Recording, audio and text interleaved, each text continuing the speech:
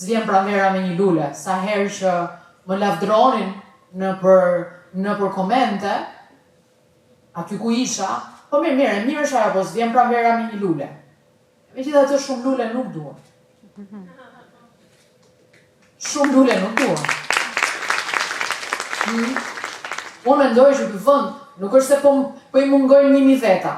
Dreqit a hajnë po i mungojnë maksimalisht 100. Dhe 100 unë i gjej këtu.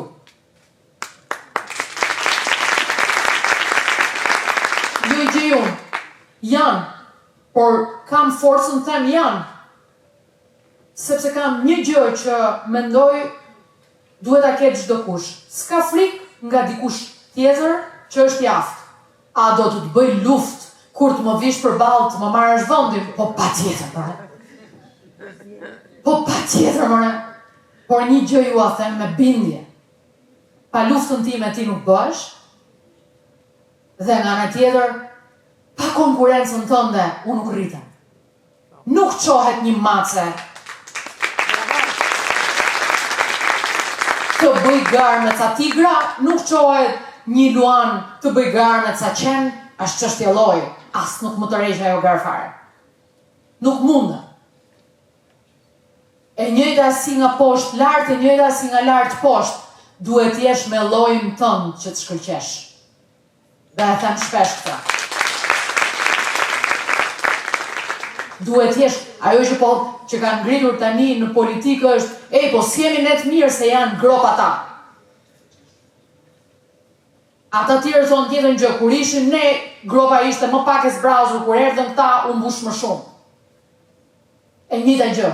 Këtu ka një konkurrencë malinje, kush është e keqja më e vogël.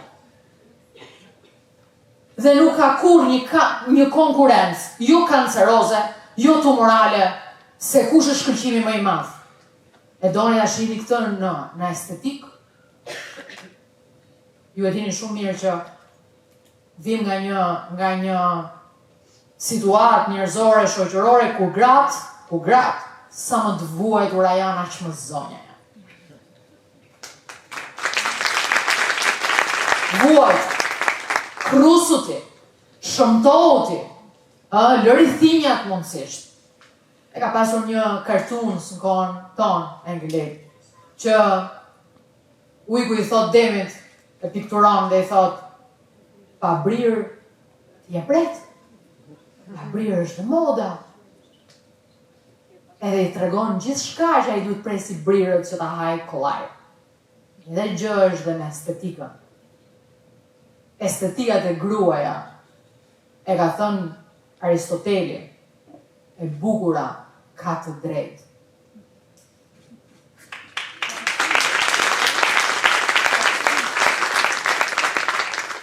Nuk ka një qytetërim të vetëm, një aristokraci të vetme, një luks të vetëm, që nuk kërkon estetikën.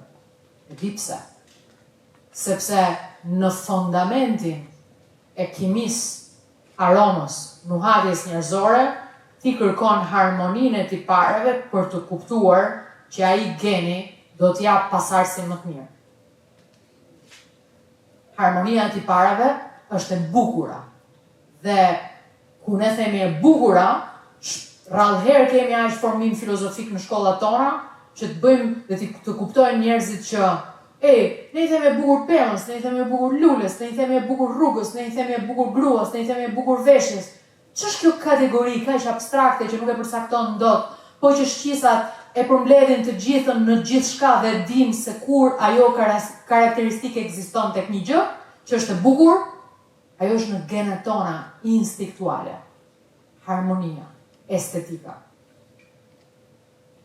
Jo vetëm nuk duhet ta ulni bukurinë, duhet ta bërtisni bukurinë. Mirëmbajtjen, disiplinën, veshjen bukur, status quo, mungesën absolute të çdo kompleksi për ta shijuar veten. Sepse çdo njeri i cili është i shijuar është plot me jetë, sepse ka një raport midis ushqimit të vetes dhe raportit me botën. Tani do t'ju them një sekret strategjik që emrat, sigurisht do imagjinoni një herë, por do t'jem vetëm etikën mos t'i përmend. Ishim në atë kohë në politikë strategjisë të huaj, edhe na dilte që një nga tanët ishte keq tek pikët me gratë.